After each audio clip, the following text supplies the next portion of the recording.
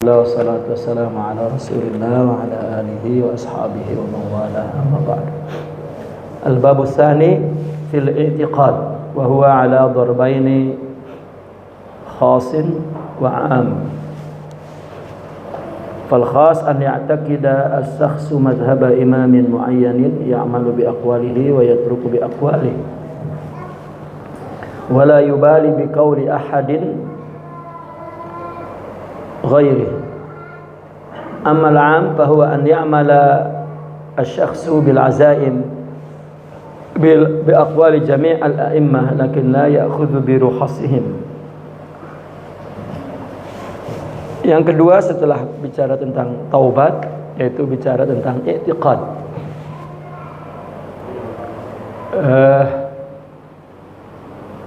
Memang permulaan dalam berjalan menuju kepada Allah itu antara i'tiqad dan taubat adalah permulaan yang mesti dipersiapkan oleh orang yang ingin mendekatkan diri atau menuju kepada Allah atau bertarikatlah katakan dalam secara itu.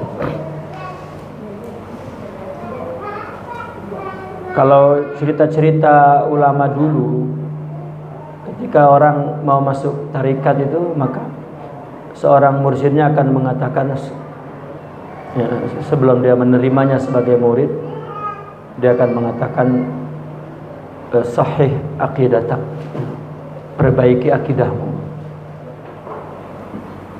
Dan sedianya murid itu sudah memang bertaubat. Orang apabila mencoba apabila mulai injizab ilallah, artinya terpesona atau tergerak untuk kembali kepada Allah, maka itu permulaan orang yang berjalan menuju kepada Allah. Nah, maka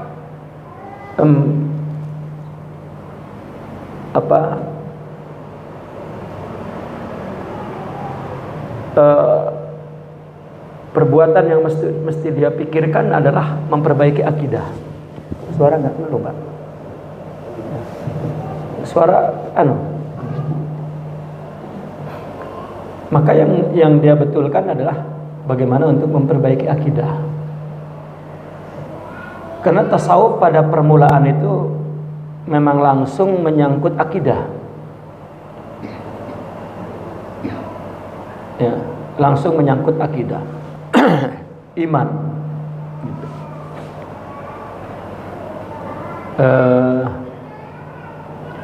Kan kalau Islam kita tahu rukun Islam yang 5 itu, artinya atas istilah Islam dalam agama Islam ini adalah amalan zahir, salat, puasa, zakat, haji, rukunnya. Dan yang kedua iman adalah kepercayaan, ya. Kepercayaan yang ditanamkan ke dalam pikiran kita oleh agama itu, bahwa Allah, ya, adalah Tuhan, Nabi adalah malaikat, seperti yang kita disunahkan membaca setiap hari itu, raditu billahi rabba wa bil islami dina.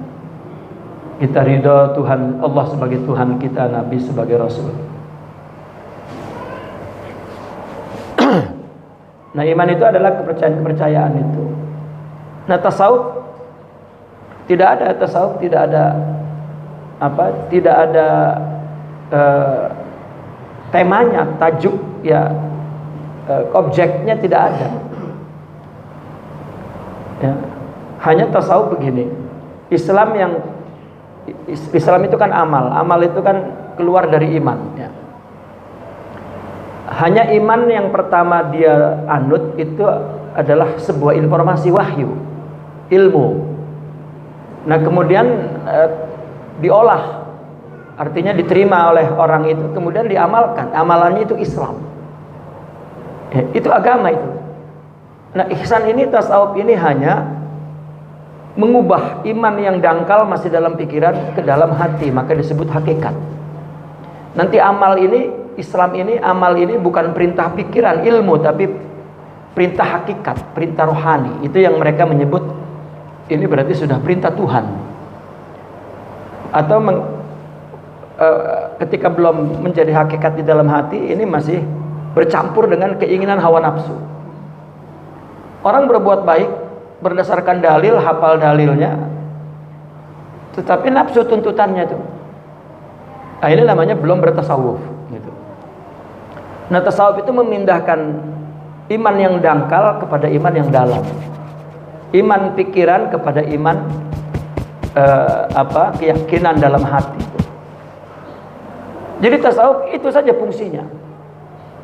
Kita kemarin bicara tarikat. Nah, tasawuf dalam konteks tarikat inilah yang bekerja untuk merubah iman yang dangkal menjadi iman yang dalam. Kalau iman yang dangkal itu ini dalam istilah tasawuf ya. Iman nggak ada yang dangkal, ini istilah ya. Iman yang dangkal adalah iman yang masih dia anut dalam pikiran dia karena mendapat informasi tentang Allah, malaikat, rasul, kitab, dan diyakininya ya. Maka orang-orang yang enggak ya.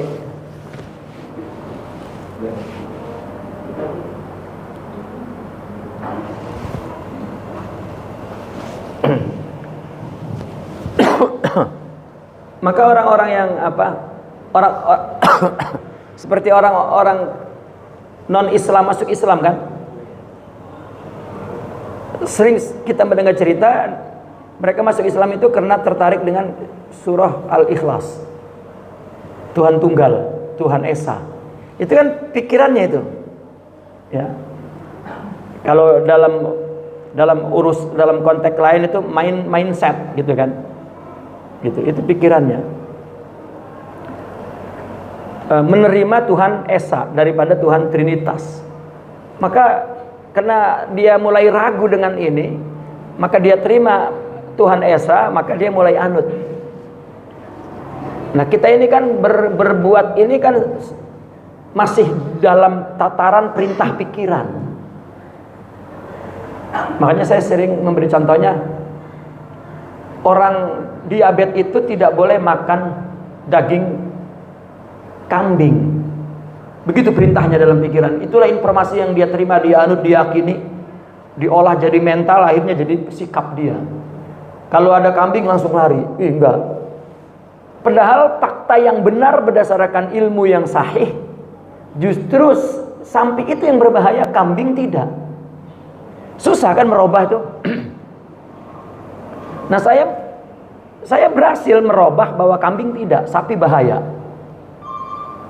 Makanya bertahun-tahun saya tidak mau makan sapi ya, saya hindari sehindar-hindarnya. Tapi kalau kambing saya makan semakan-makannya gitu. Saya bertemu dengan orang, kawan lama, dia ngajak saya makan ya. Lalu saya bawa ke restoran. Saya lama bertahun-tahun gak ketemu. Saya lihat, antum diabetes ya? Ya kan kelihatan orang diabetes itu lemas gitu. Iya.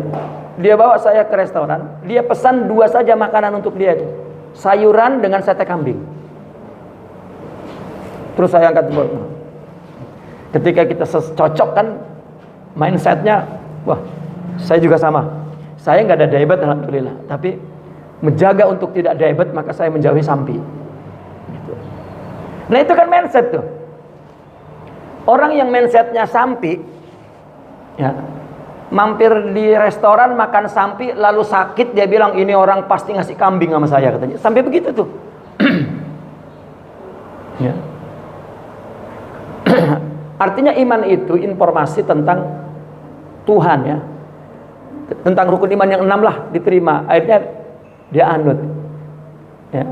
Nah itulah yang dia olah dalam pikiran dia, akhirnya menjadi perintah. Maka apabila mendengar perintah Allah, perintah Rasul ada dalam Al-Quran, ada balasannya surga, baik buruk ini dari Tuhan, maka dia terima. Tetapi masih iman dangkal, iman pikiran, iman akal. Nah kan Islam iman ihsan. Islam ini amalan-amalan yang sebetulnya hakikatnya perintah iman gitu. Orang jika beriman maka terus akan berislam.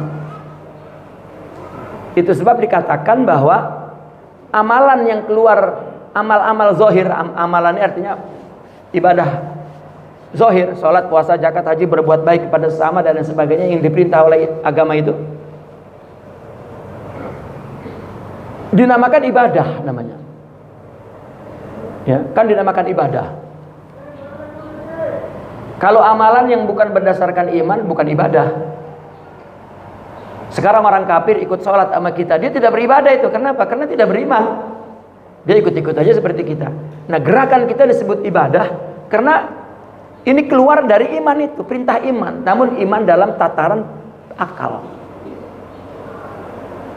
Paling kurang dia melihat bapaknya, ibunya, lingkungannya sholat, lalu dia mendapat informasi juga ini adalah perintah Tuhan. Allah, oh ya, terus yang pasti pertama adalah masuk kepada pikiran dulu.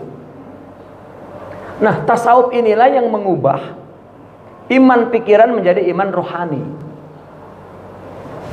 Nah,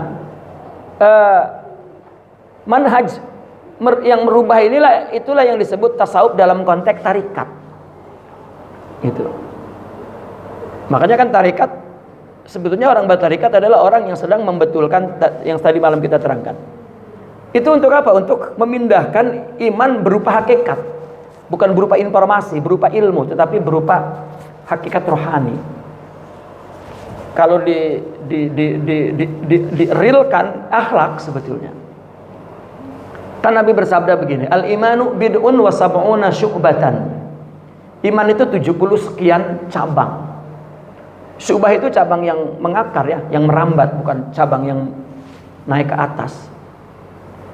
Lalu Nabi sebut a'laha qaulu la ilaha illallah, tauhid. Maka istilah orang sufi, tauhid itu adalah akhlak yang tertinggi. Wa adnaha imatatul adza anit tariq. Bagaimana agar di jalan tidak ada gangguan, dia singkirkan. Kalau kita berdiri di jalan mengganggu orang juga itu akhlak buruk, itu paling rendah-rendahnya akhlak yang buruk. Ya, apalagi ada sesuatu yang mengganggu orang, itu juga akhlak. Lalu di samping ini Nabi menyambungkan dengan ungkapan al-haya'u minal iman. Ini sampel, malu dari iman. Ya. Kalau kita banyak membaca kitab akhlak yang dibicarakan di zaman sahabat dan salaf, akhlak itu sering disebutnya zuhud, haya gitu. Bahkan ada hadis al-haya'u huwal imanu kulluh katanya. Artinya bahwa iman dalam bentuk hakikat itu adalah sifat-sifat mulia, akhlak. Nanti amal Islam itu diperintahnya bukan oleh pikiran dalam bentuk informasi, tetapi dalam bentuk hakikat sifat. Itulah yang dia mengatakan bahwa aku ibadah dengan Tuhan. Contoh memberi. Memberi itu kan kita diperintah oleh pikiran.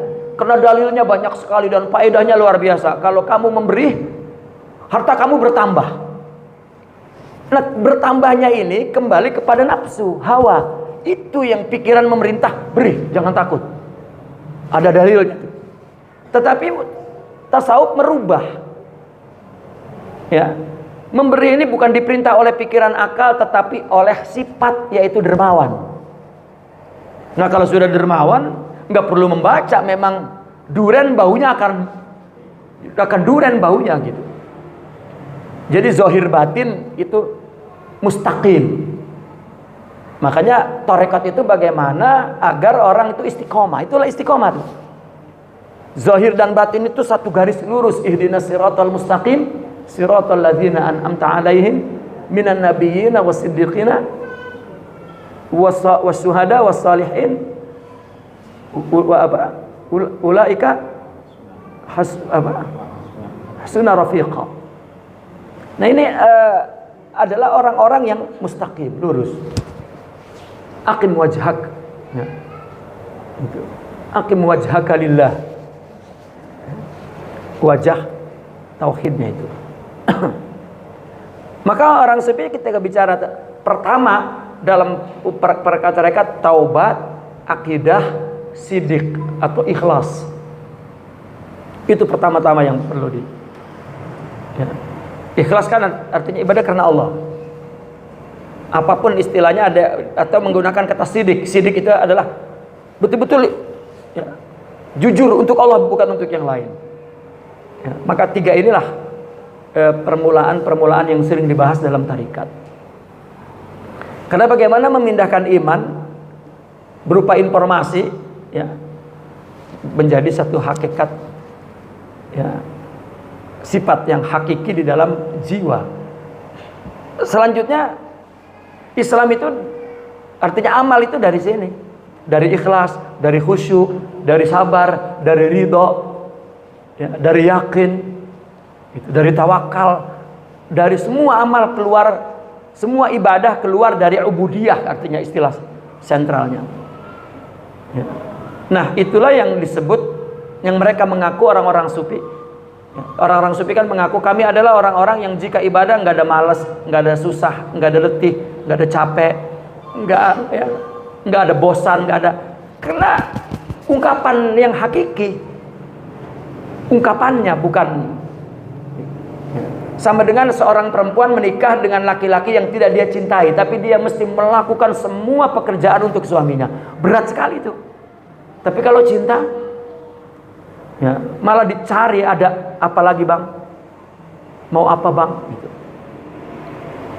Karena semua diungkapkan dengan fitrah, ya, bukan dengan logika, dengan pengetahuan. Nah tasawuf itu ya, orang fokus tasawuf zikir, tanya untuk apa zikir itu? Ya, akhirnya malah jadi tahayul. Ya, orang bertasawuf adalah orang yang membetulkan hatinya untuk Allah. Ya.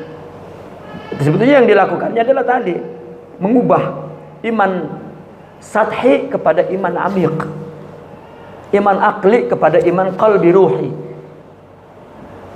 maklumat menjadi maqamat gitu. Nah maka semua metode yang dalam tarikat sebetulnya itu yang dilakukan. Maka orang dulu cukup, kalau kita baca kitab-kitab di abad kedua, ketiga, apabila ada seorang datang kepada seorang sufi dan minta sebagai murid ya, itu pintu depannya bukan baiat. Sekarang pintu depannya baiat, bukan. Ya, sahih aqidatak. Ya, karena dia bukan orang bertarekat itu bukan orang yang menuju kepada syekh, tapi kepada Allah. Mereka akan mengatakan sahih aqidatak, perbaiki akidahmu. Di zaman itu paham artinya kamu melakukan untuk Allah saja, jangan untuk yang lain. Itu makna akidah secara praktis, bukan akidah pembahasan ilmu, bukan. Apalagi kita sudah akidah Ahlussunnah wal Jamaah, Asy'ariyah itu sudah selesai, nggak perlu diperbaiki akidahmu. Akidah yang mana nih? Pindah akidah gitu. Bukan, tetapi betulkan. Seperti Imam Al-Ghazali dalam Ihya Ulumuddin kan. Ya, beliau mengkritik orang berakidah itu orang membaca ilmu akidah. Ya, kenapa tidak dihidupkan ilmu itu? Itulah Ihya Ulumuddin tuh. Ya. Jadi bukan dalam pikiran akidah itu, tapi dikehatikan, dikerohanikan. Nanti baru amalan dia perintah rohani. Nah, ibadah dia itu adalah asar jadinya. Apa asar itu? Kesan, ekspresi dari batin ibadah itu. Ya. Imam Al-Ghazali dalam Ihya Ulumuddin itu hanya menjelaskan 3 langkah. Langkah pertama, orang ketika baru mulai menuntut ilmu, maka mesti orang menuntut ilmu itu ya mengatakan agar dapat beribadah. Maka ibadah kan ghayah berarti. Setelah ilmu banyak dan dia sudah lakukan ibadah, dia akan berhenti di situ. Apalagi baru dia ingin istiqomah, ingin ibadah itu untuk Allah. Nah, di sinilah mulai tarikat. Nah, ketika ibadah ini untuk Allah, berarti ibadah jadi sarana. Kita pergi kepada Allah itu dengan ibadah itu dengan syariat. Tarikat itu memperbaiki orang berjalan menuju kepada Allah, atau mengubah iman ke dalam akal kepada rohani, ya, dangkal kepada dalam, itu materi yang dipakai dalam tasawuf itu ya syariat itu, ibadah itu. Tidak boleh khurafat, tidak boleh menggunakan yang lain-lain. Ya. Misalnya untuk mencapai makrifat. Ya kan, kalau iman dipindahkan ke dalam hati kan makrifat namanya nantinya, syuhud. Ini materi yang digunakan oleh tarekat, oleh tasawuf, syariat, ibadah, sholat, puasa, amal soleh, zikir, beramal kepada sesama, ya, kepada suaminya, kepada istrinya, kepada anaknya, kepada muridnya. Hidup ini materinya itu. Orang bertarekat bukan zikir saja, wah selesai. Ya, seperti malaikat sudah kalau zikir sampai begitu pulang iblis. Dengan tetangganya iblis, dengan istrinya iblis, dengan artinya nggak ada di situ ibadah akhlak, bukan. Bahkan mungkin orang tarekat zikir itu cuma 300, itu orang tarekat. Amalan tarekat itu cuma 300, yang lainnya amal bagaimana bertujuan kepada Allah, itu tasawuf. Adapun zikir banyak, ketika zikir berkenaan dengan bilangan, itu adalah komposisi obat yang diberikan oleh mursyid. Tidak disamaratakan, memang sakitnya rata kan gitu. Nah, ada tarekat tradisi, jadi semua mesti baca itu. Itu yang ya wallahu alam, gimana itu? Ya. Niat gurunya begitu, dia praktekkan begitu. Karena bukan mursyid. Ya. Maka selalu mereka mengatakan tasawuf adalah amal. Nah, ini apa namanya? I'tiqad yang dimaksud perbaiki akidahmu tadi itu. Bagaimana melakukan ibadah ini betul-betul lillah. Maka konsekuensinya dia mesti melakukan yang susah-susah. Itu konsekuensinya. Karena di situ tadribnya, latihannya. Yang abdol-abdol, biasanya orang-orang sufi memilihkan yang abdol-abdol. Sebetulnya itu adalah apa? Terapi atau latihan untuk membetulkan akidah. Gitu. Ya, katakanlah itu ada shock terapi begitu. Kalau yang susah kan upayanya kan apa? Kuat gitu. Dan tidak boleh yang rukhos-rukhos. Nah, itu dalam proses untuk memperbaiki akidah. Ya, bukan ilmu akidahnya, tetapi adalah amal akidahnya. Karena akidah itu amalnya ilmu. Ilmunya amal, itu akidah.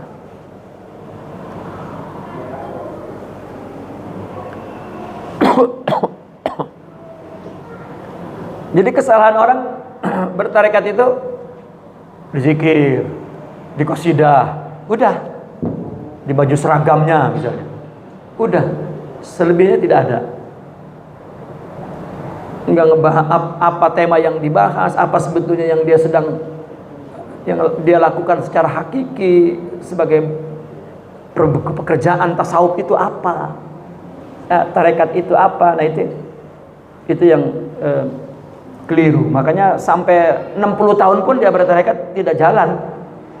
Ya, jalan di tempat tetap. Gitu. Makanya orang bertarekat itu kan ada 3 tingkatan. Pertama, ini kebanyakan orang ini adalah cuma al-intisab. Dia pernah bayat mungkin, dia pernah amalkan wiridnya, setelah itu dia tinggalkan, tapi dia masih berintisab. Ini udah ketinggalan gerbong.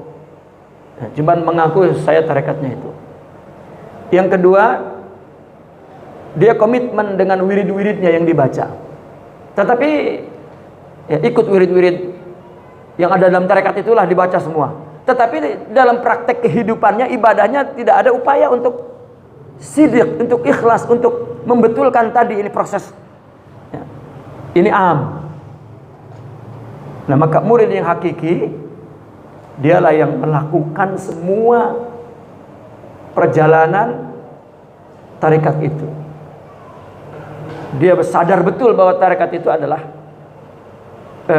membangun rohani, banyaklah istilahnya, memindahkan iman yang dangkal menjadi dalam, dengan membetulkan orientasi tujuan ibadahnya untuk Allah saja dalam semua perbuatan yang diperintah oleh agama oleh Allah. Itu mujahadah, hanya maka ada mujahadah di situ, ya, ada khalwah di situ, ada muzakarah di situ, maka ada poin-poin yang memang yang sudah ditulis, artinya dicatat oleh dalam tarekat itu. Nah, baru dia adalah salik yang berjalan menuju kepada Allah. Gitu.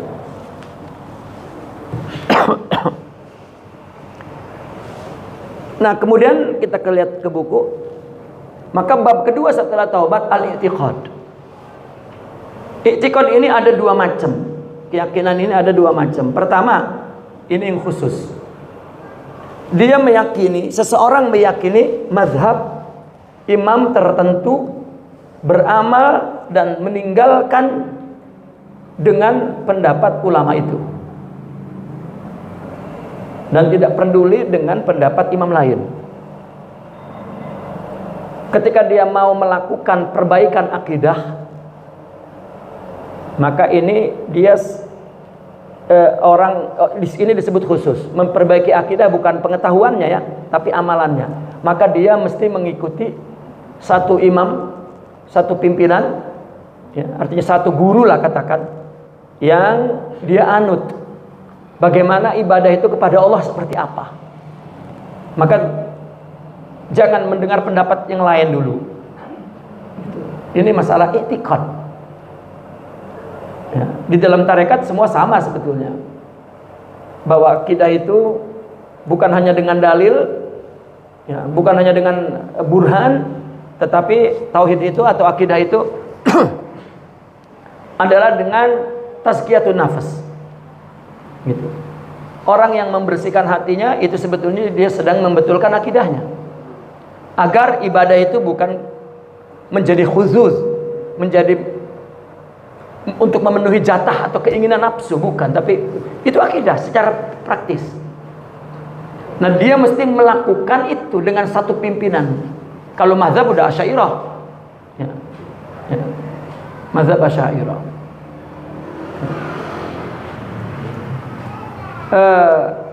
Ini orang yang sedang membetulkan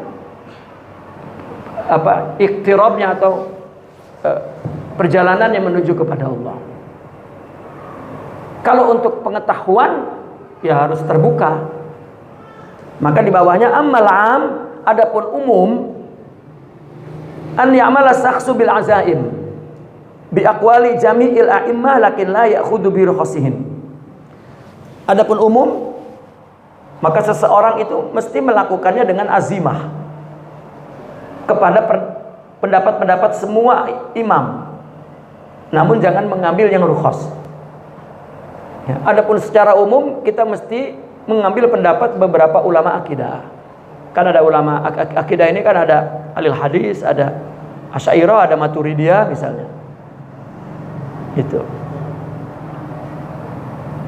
Yang penting jangan keluar dari ahli sunnah, itu saja. Dan yang kita ambil adalah yang azimah. Azimah ini lawan daripada rukhsah. Rukhsah kan yang mudah-mudah. Azimah itu artinya yang berat-berat, yang kuat-kuat, ya. Jangan yang enak-enak, jangan yang mudah-mudah dalam urusan tauhid. Wa su'ila Al-Husain ibni Mansur Al-Hallaj anil i'tiqad. Ya, Al-Husain ibn Mansur Al-Hallaj ditanya tentang i'tiqad. Lalu beliau menjawab, "Makhtartu madhhaba ahadin bi'ainih, walakin a'malu ma huwa asyaqqu fil madzahib kulliha." Aku tidak memilih satu mazhab ulama tertentu, tetapi aku amalkan apa yang paling berat pada semua mazhab. Itu. Ini adalah untuk umum. Adapun untuk khusus tidak. Dia mendengar satu informasi, satu ajaran, satu bimbingan.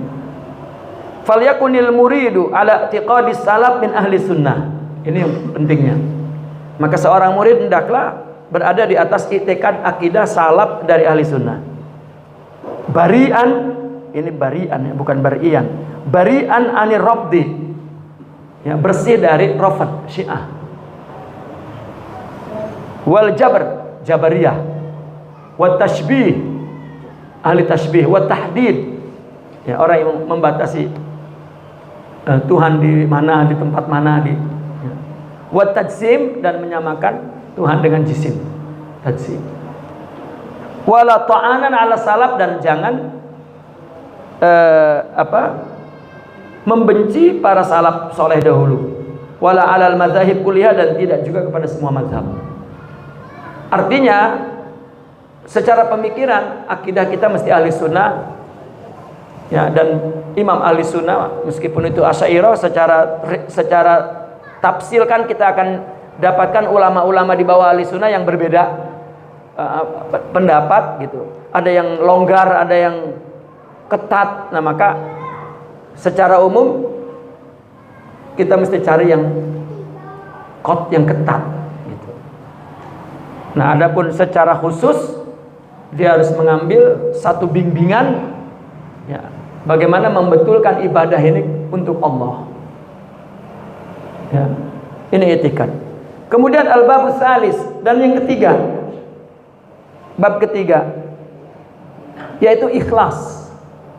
Ya. Ikhlas ini kan sama dengan, kalau dalilnya kan yaitu niat ya. Innamal a'malu binniyat. Ya. Amal itu mesti dengan niat. Niat itu terus dalam pembahasan ulama ikhlas. Wa ma umiru illa liya'budullaha mukhlishina. Ya, kita diperintah ini untuk beribadah dengan ikhlas.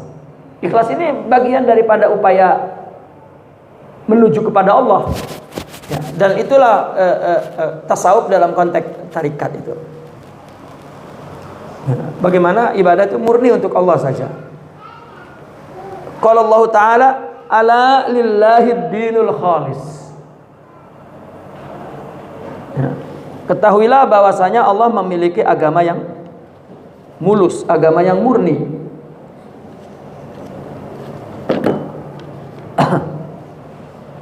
Maka pernah kan saya urai bahwa tarikat itu sama dengan ad-dinul khalis, upaya untuk memurnikan ibadah kepada Allah. Itu tarikat. Tarikat juga sama dengan siratal mustaqim, karena bagaimana membetulkan ibadah itu lurus untuk Allah. Dan agama dan tarekat itu adalah sama dengan istilah al-ittiba'ul kamil, mengikuti Nabi, di mana zahir Nabi sudah kita amalkan, tapi batinnya kenapa tidak seperti Nabi? Nabi melakukan perbuatan ibadah dengan rohaninya, dengan batinnya. Ini dengan sabar, itu dengan syukur, ini dengan ikhlas, itu dengan khusyuk. Ya. Jika tidak, maka tidak sempurna mengikuti Nabi. Ya. Zahirnya mengikuti ibadah Nabi, tapi mulutnya melanggar sunnah, menghina, mencaci. Ini kan.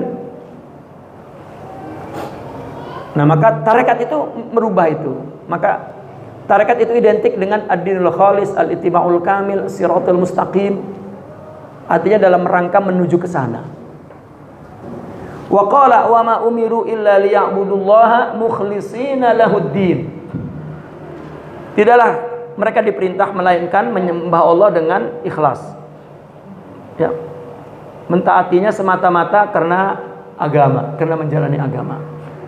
Wa ruwiya 'an Nabi sallallahu alaihi wasallam annahu qala idza kana yaumul qiyamati yaji'u al-ikhlas wasyirku yahbuani baina yaday rabb fayaqulu rabbu lil ikhlas intalik anta wa ahlaka ila al-jannah wa yaqulu lisyirk intalik anta wa ahlaka ila an-nar.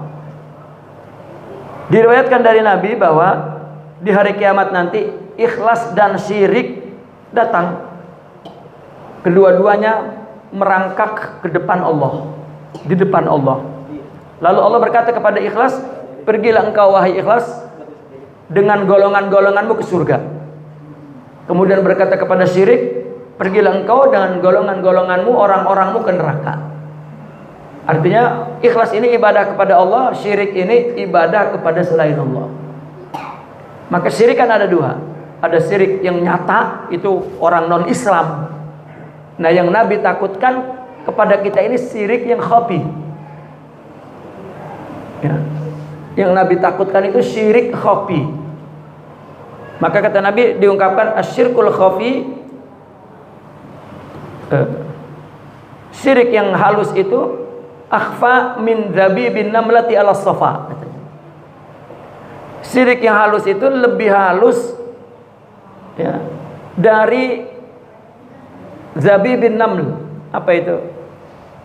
Berjalannya semut di atas batu hitam. Ya, semut hitam di malam yang gelap hitam berjalan di atas batu hitam, mana kerasa kita, mana tahu ada syirik yang kita tidak terasa, yang sangat halus sekali. Apa?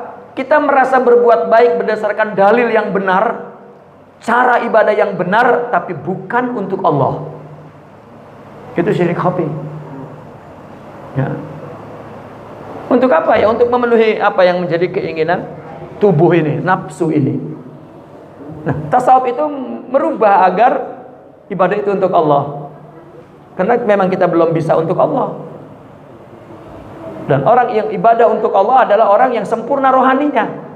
Maka proses untuk menyempurnakan rohani itulah tarikat. Apabila sudah sempurna, maka dialah pemilik hakikat.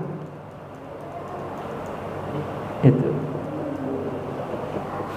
Nah, maka ikhlas, ya, merupakan maqam, merupakan akhlak. Al-ikhlasu amalun qalbiyun. Ikhlas adalah aktivitas batin, hati. La yatali alaihi ghairullah, yang melihat hanya Allah.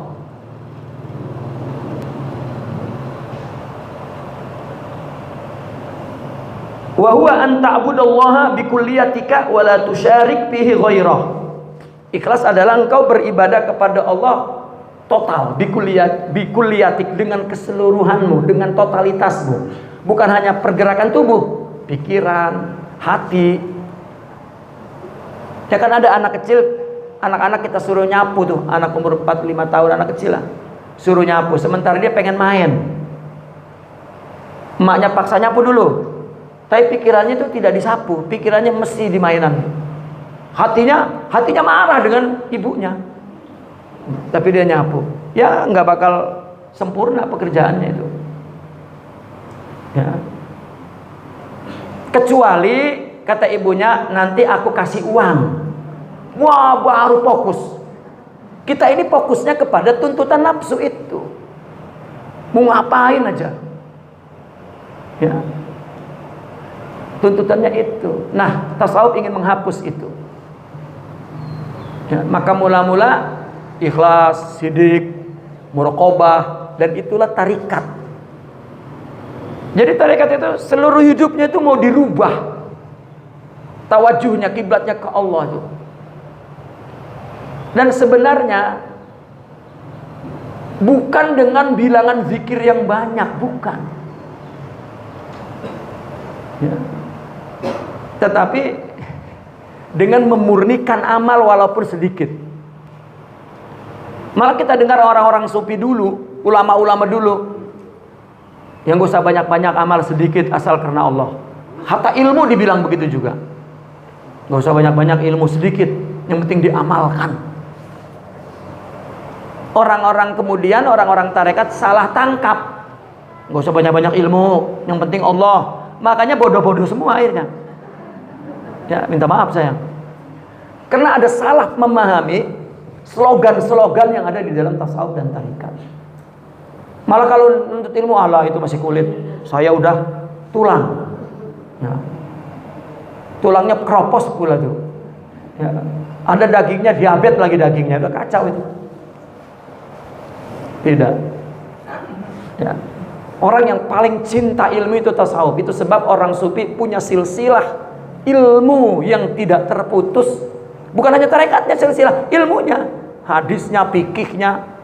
Dia suka dengan ilmu itu bersambung. Ini orang tasawuf kalau ngomong ini yang bersambung kepada Allah, apa aja yang bersambung? Ngaji enggak, bersambung dari mana? Ya. Coba bapak-bapak lihat nama-nama ahli hadis itu sufi semua, karena dia paling suka memelihara sesuatu yang bersambung kepada Nabi. Nah ini ada perubahan tasawuf. Kalau orang-orang sufi menjadi taklid, bahkan ya menjadi khurafat bahkan.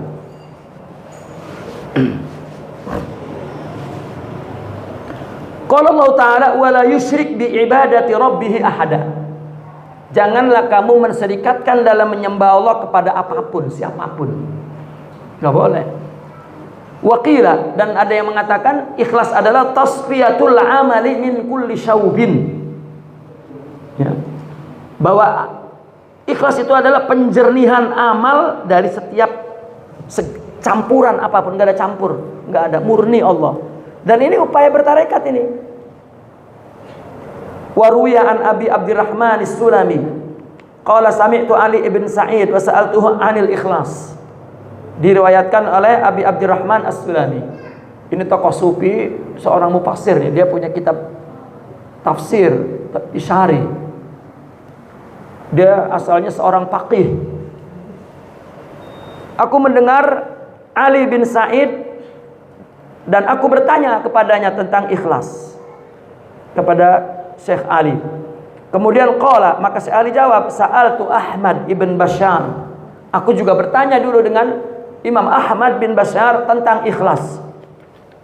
Imam Ahmad menjawab, sa'altu Aba Ya'qub Asy-Syuraiti 'anil ikhlas. Aku juga bertanya dengan Aba Ya'qub tentang ikhlas. Maka Aba Ya'qub berkata, sa'altu Ahmad ibn Ghassan.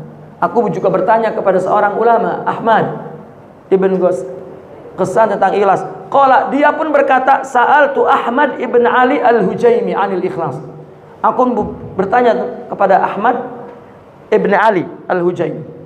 Dia pun menjawab, sa'altu Abdul Wahid ibn Zaid 'anil ikhlas.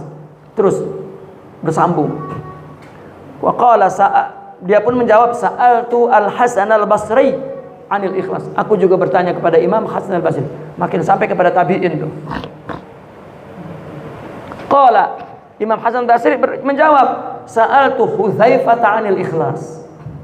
Aku pun bertanya kepada sahabat Sayyidina Hudzaifah. Sayyidina Hudzaifah pun menjawab, sa'altu Nabiyya sallallahu alaihi wasallam 'anil ikhlas. Nabi pun menjawab, sa'altu Jibril 'anil ikhlas. Aku bertanya kepada Jibril. Qala, Jibril menjawab, sa'altullah azza wa jalla 'anil ikhlas. Karena ditanya, maka aku bertanya kepada Allah, apa itu ikhlas?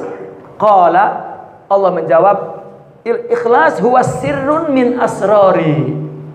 Dari sinilah dalil orang sufi menyebut bahwa tasawuf itu asrar. Ya. Kalau dalam tarekat, akhlak itu disebut maqamat. Kenapa orang sufi tidak menyebut akhlak? Karena akhlak itu sudah menjadi terminologi umum di luar tasawuf. Dia nggak gunakan, takut salah paham. Bahkan ilmu akhlak itu sudah diciptakan oleh orang-orang ahli filsafat dalam Islam. Filsafat Islam maksudnya. Maka orang sufi tidak menggunakan akhlak.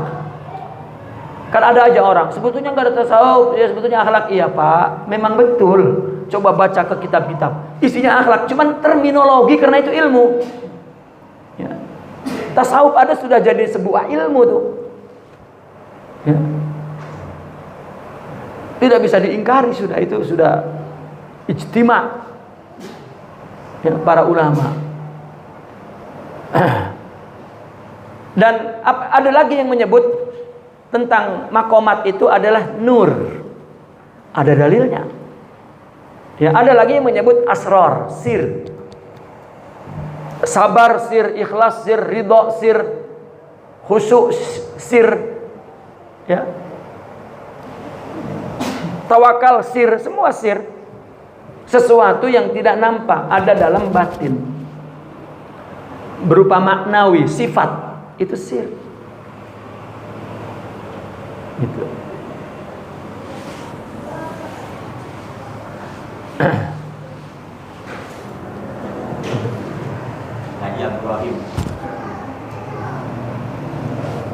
Makanya sir min asrari. Kita kan menjelaskan bahwasanya akhlak-akhlak ini, sifat-sifat mulia ini, itu anugerah Allah, itulah sir. Sir min asrari. Maka sir sama dengan nur, sama dengan sifat. Katakanlah sifatun min sifati. Gitu. Auda'tuhu, yang aku letakkan sir itu. Qalba, ke hati. Man, siapapun. Ahbabtu, yang aku cintai, min ibadi, daripada hambaku. Memang percintaan inilah yang memindahkan sifat. Ya. Orang Kalimantan menikah dengan orang Jawa mesti sifatnya berubah. Ya. Artinya ngikuti sifat suami istri, dua-duanya tuh. Karena cinta tuh. Ya, budayanya juga ikut, gayanya juga ikut. Cinta. Taib. Wakila, ada yang mengatakan diddul ikhlas riya. Ikhlas adalah lawannya riya. Jika orang ibadah ingin dilihat, maka itu tidak ikhlas. Ya. Ingin dilihat kepada selain Allah, oleh selain Allah. Faman amila amalan walam yakun ma'ahu riya bahwa ikhlas. Barang siapa yang beramal satu amalan yang tidak ada di dalamnya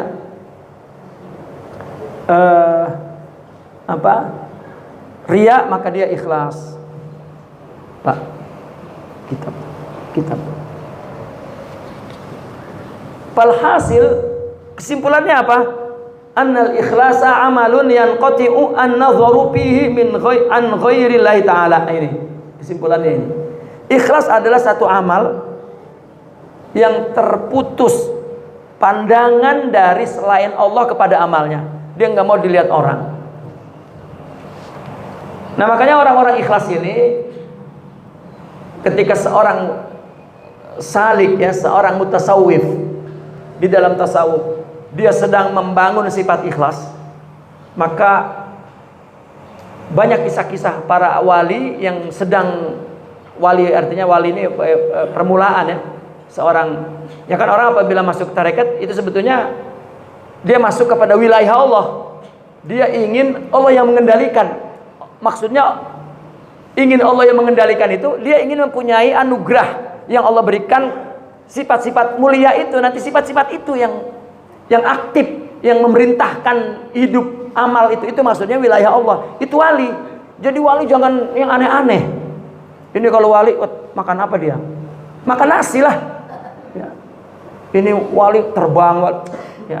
Itu memang isi otak awam itu, kalangan bawah itu, wali itu begitu pikirannya.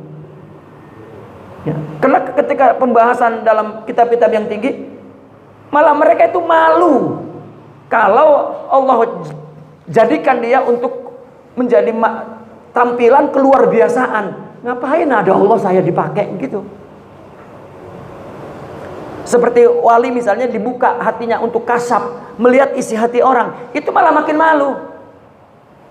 Misalnya dia ngelihat, Allah buka hatinya, ngelihat bahwa orang yang di depannya itu jahat dengan dia, kelihatan, itu dia malah, kan yang maha tahu Allah, kenapa diberikan ke saya untuk, lah kan capek kitanya. Sama dengan saya beri contoh, bapak ini kalau dikasapkan, pulang dari sini ditabrak mobil, bagaimana perasaannya sekarang? Allah buka sekarang nih, waduh, saya ntar ketabrak mobil, sekarang tahu, capek nggak? Aduh gimana? Mendingan nggak tahu, enak, nanti ditabrak aja tahu-tahu kan gitu. Iya, kasap itu mereka tidak mau itu karamat itu. Pertama itu, kedua dia nggak mau itu balasan amalnya. Ya, aku berbuat untuk Allah jangan dibalas-balas. Ini orang bertarekat malah menunjuk-nunjukkan kalau dia kasap itu dukun. Sumpah saya demi Allah itu dukun.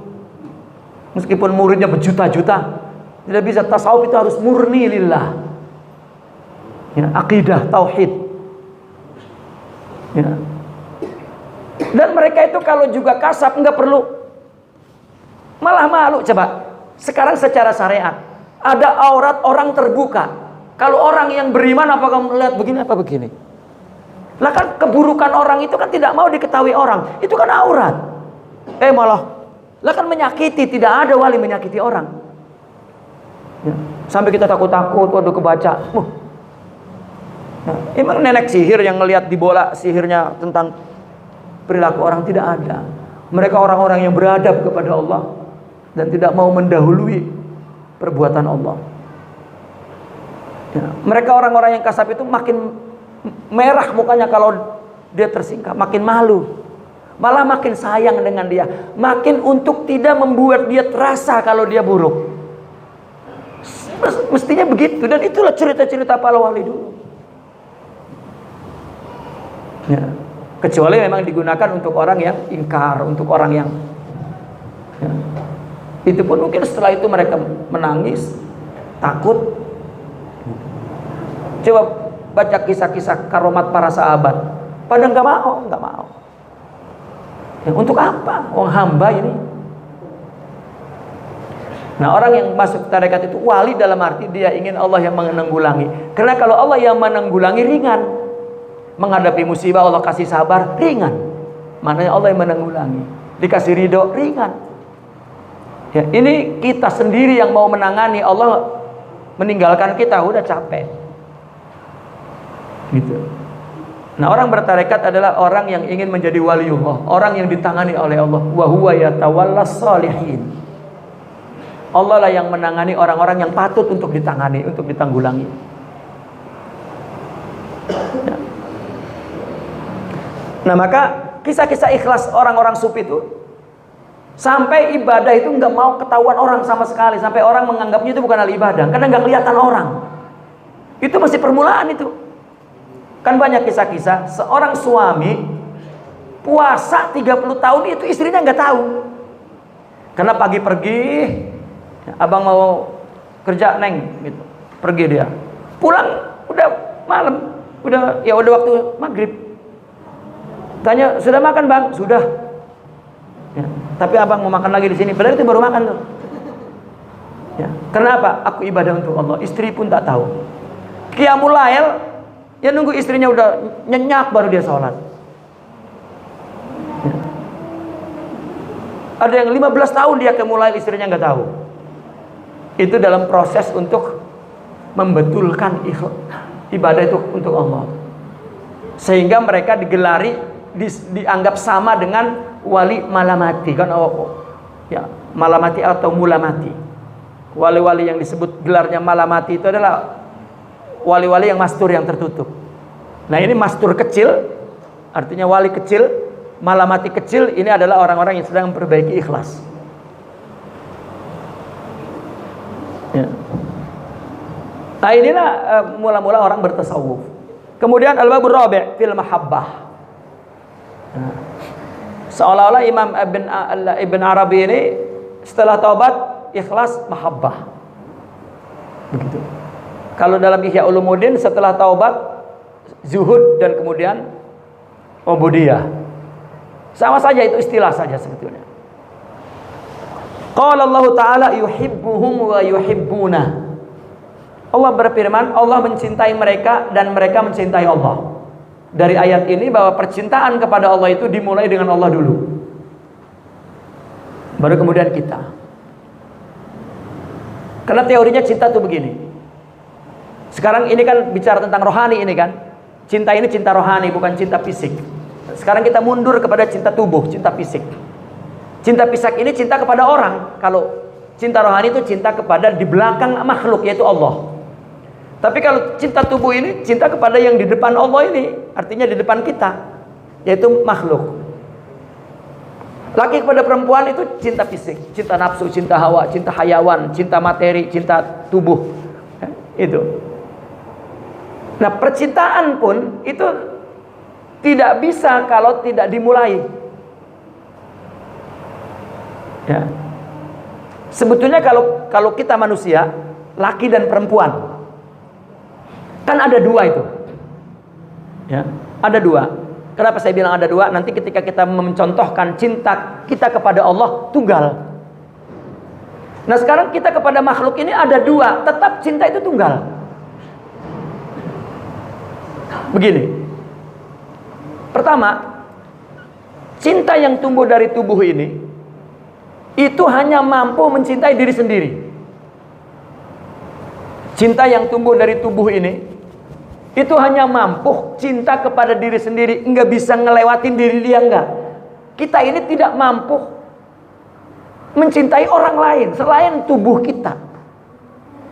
Allah menciptakan cinta, ya, kudratnya begitu, nggak ada yang salah. Maka kalau kita menuntut orang untuk mencintai kita, salah. Ya, salah. Ini yang hakiki nih. Ini saya pikir umur 90 tahun pun belum tentu paham nih tentang cinta ini nih. Ya. Nah, ketika seorang laki-laki mengatakan kepada perempuan, wahai wanita, ini mula-mula nih anak muda nih, sebelum jadi tua,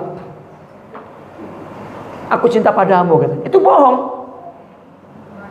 Kalau mau dipresentasikan bohongnya berapa? 1.000.000% bohongnya. Yang terjadi apa? Yang sebenarnya cinta kan keinginan kan? Yang sebenarnya dia mengatakan kepada perempuan, wahai wanita, ya, aku cinta kepada diriku. Ambillah cintaku, cintai aku dengan cintaku. Sebenarnya begitu kalau bahasa hakikinya. Apa? Ikuti, turuti, penuhi keinginanku. Sama, perempuan juga begitu. Sama bang, aku juga cinta kepadamu. Hakikatnya, aku juga cinta kepadaku bang. Ambillah cintaku, cintai aku dengan cintaku, penuhi segala keinginanku, bahagiakan aku, bikinkan rumahku, kasih uang belanjaku, belikan pakaianku, perhiasanku, makanku. Kalau tidak, kembalikan aku ke ibuku. Kan begitu. Iyalah. Maka masing-masing berusaha orang mencintai dengan cintanya. Makanya dikatakan al-muhib wal mahbub wahid. Pencinta dan kasih itu tunggal. Ya. Saya terkejut Pak, yang menulis tentang cinta ini wali Pak. Dalam bukunya saya, Allahu Akbar. Ya. Pakar filsafat Eropa Barat pun berabad-abad nggak sampai ke sini. Orang sufi sampai ke situ. Karena dia memang pembahasannya adalah hakikat. Kan orang tidak mau disakiti, susah, nggak mau kan? Dan itu memang cara Allah memelihara kita, bukannya kita itu. Allah sudah menanamkan chip di dalam tubuh kita untuk melindungi kita, cinta kepada diri kita. Innahu huwa lahubbi khairiha syadid. Dia itu sangat cinta kepada dirinya sendiri. Itu memang sudah kudrat. Gitu. Kalau tidak, siapa yang mau menjaga diri kita? Orang lain. Kita mau pasrahkan? Enggak boleh. Maka manusia baru paham bahwa dia tidak boleh bersandar kepada orang lain ketika terjadi musibah. Gempa misalnya, baru orang itu paham bahwa orang kita yang selama ini kita sandarkan diri kita kepada selain diri kita, orang lain. Setelah terjadi musibah gempa, baru kita paham bahwa tidak ada tempat sandaran di sana kecuali diri sendiri. Hakikatnya begitu. Nah sekarang coba perempuan, ketika pertama kan dia mengatakan, inilah suami idamanku, laki-laki inilah yang selalu hadir dalam mimpiku, macam-macam dah sudah tuh kata-kata. Ya, aku akan bersamamu bang dalam susah dan senang. Aku ikuti kemanapun kau pergi. Tanpamu hidup ini rasanya tidak berarti. Engkau memang adalah bagian hidup. Wah banyak udah kata-kata itu. Itu bohong semua. Ya. Lalu begitu ibu itu, perempuan itu nikah, kan lumpuh udah tuh kata-kata cintanya itu. Begitu nikah, malam pertama, saya minta jawaban dari perempuan ya. Malam pertama ternyata suaminya itu bencong, minta cerai nggak bu? Langsung berubah total, engkau kejam, dasar binatang, wah keluar semua. Lah itu berapa detik aja tuh berubah. Kenapa? Nggak ada keinginannya terdapat di situ. Begitu malam-malam ternyata bencong. Wah, malu, menangis, menderita, sengsara, udah berubah total tuh. caci maki keluar. Memang nggak mampu. Cinta ini yang tumbuh dari tubuh ini melewati diri kita, nggak mampu. Coba cinta fisik ini ada yang paling agung, cinta ibu kepada anaknya. Itu pun masuk ke dalam kategori cinta diri. Coba ada dua anak kecil, satu anak ibu, satu anak tetangga, berantem. Mesti yang dipeluk anak ibu, anak tetangga didorong ke sono. Sono pergi. Kalau ada cinta yang melewati diri, itu kan diri lain selain dia. Kenapa enggak? Itu bukan diri aku, ini diri aku. Itu paling tinggi tuh. Nah, cinta apa yang mampu melewati dirinya? Cinta yang keluar dari akhlak karimah, dari kesempurnaan sifat rohani. Makanya tasawuf bicara tentang cinta, cinta ini. Ini juga bab cinta, cinta ini bukan cinta itu. Dan kita perlu kepada ini agar saling memelihara karena Allah. Hakikatnya Allah yang memelihara, bukan kita. Dengan cinta itu. Itulah ukhuwah Islamiyah. Maka disuruh oleh Islam, yang sakit kunjungi, orang mati aja suruh diantar. Kalau ada cinta itu, paling enggak zohirnya. Nah, itulah perintah akal tuh agama, bukan perintah rohani, hakikat batin.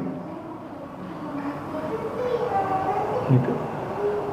Jadi ketika tasawuf bicara cinta rohani, coba Nabi bersabda kan kepada Sayyidina Umar, cintai aku lebih dari dirimu sendiri. Gimana itu? Sedangkan cinta itu tidak bakal melewati diri kita. Tapi Nabi meminta kepada Sayyidina Umar, cintai aku lebih daripada cintamu kepada dirimu sendiri. Berarti kamu mesti memiliki cinta rohani. Baru kamu bisa melewati cinta itu. Ya. Cintamu kepada dirimu baru bisa kamu lewati dirimu itu untuk mencintai yang lain. Nah, disitulah cara untuk mendapatkan cinta rohani apa? Mengambil akhlak Nabi. Itu maksudnya. Kan Sayyidina Umar berkata, ya Rasulullah, wallahi la anta, demi Allah engkau aku cintai lebih daripada ayahku, anakku, istriku, hartaku, semua manusia kecuali diriku ya Rasulullah. Lah. Karena cinta kepada anak, cinta kepada diri. Cinta kepada orang tua, cinta kepada diri. Cinta kepada istri, cinta kepada diri. Cinta kepada harta, cinta kepada diri. Cinta kepada semua orang juga maslahat diri. Lalu dia mengatakan, kecuali cintaku kepada diriku. Tidak, itu juga termasuk cinta itu maksudnya. Baru Sayyidina Umar tuh mendapat pelajaran dari Nabi itu. Itu kalau sekarang, itu tasawuf namanya itu. Maka baru dia bilang, ya Rasulullah, al-an, sekarang ya Rasulullah, uhibbuk, aku cinta kepadamu lebih daripada cintaku kepada diriku. Apa kata Rasulullah? Al-an ya Umar. Apa? Sempurna imannya. Jadi iman itu sempurna jika sudah menjadi hakikat di hati ini. Dan keluarnya cinta, syuhud, wusul, ya, kasyaf, itu cahayanya tuh keluar ke situ. Jadi orang menyakiti saja nggak ngelihat orang itu ujian Allah. Bahkan orangnya dianggap kasihan dan lemah. Bahkan perlu disantuni. Kalau kita memusuhi, kenapa? Memang sifat nafsu itu. Jahat sekali kamu. Pantas Allah mengatakan tuh, pakai dalil pula nanti mengatakan orangnya tuh. Ya.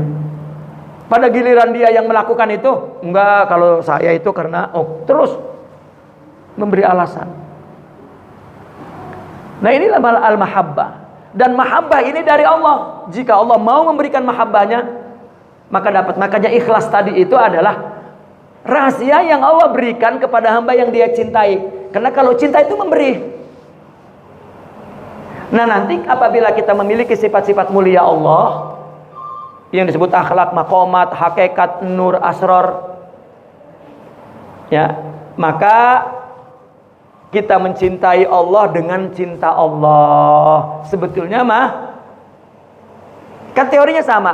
Aku mencintai istriku dengan cinta istriku kepada dirinya. Kita pun mencintai Allah dengan cinta Allah kepada dirinya.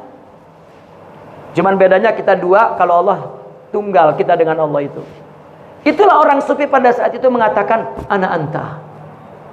Ana rohani itu. Ya, anal haq. Saya hak. Subhani ma'azamu sya'ni. Ya.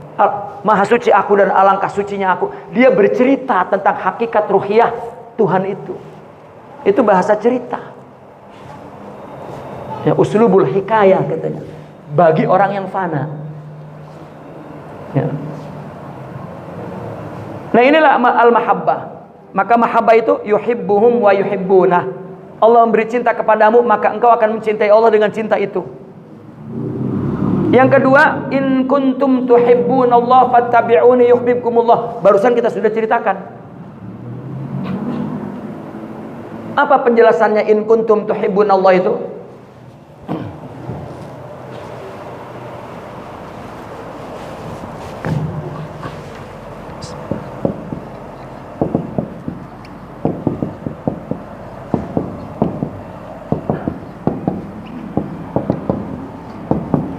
In kuntum tuhibbunallah fattabi'uni. Ini di sininya ada qul, katakanlah, beritahu wahai Muhammad sallallahu alaihi wasallam. Jika engkau ingin mencintai Allah, kan teorinya tadi, jika engkau ingin mencintai Allah kan mesti punya cinta. Ya.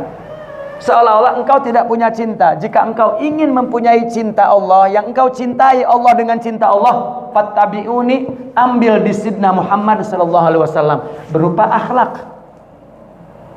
Apakah nur istilahnya, asrar, hakikat, apalah.